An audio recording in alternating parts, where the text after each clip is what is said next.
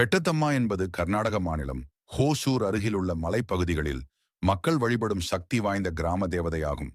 பெட்டா என்றால் மலை, அம்மா என்றால் தாய் என்பதால் மலைக்காவல் தெய்வம் என்ற பொருளில் பெட்டத்தம்மா அழைக்கப்படுகிறாள்.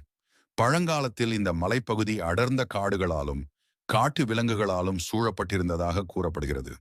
அப்பகுதியில் வாழ்ந்த மக்கள் தங்கள் உயிர், விவசாயம், கால்நடை ஆகியவற்றை காக்க ஒரு சக்தி தேவை என நம்பினர்.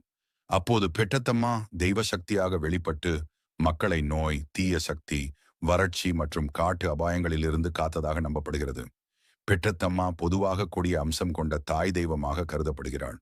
அவள் துர்க்கை, மாரியம்மன், காளி அம்சங்களின் சேர்க்கையாகவும் பார்க்கப்படுகிறாள்.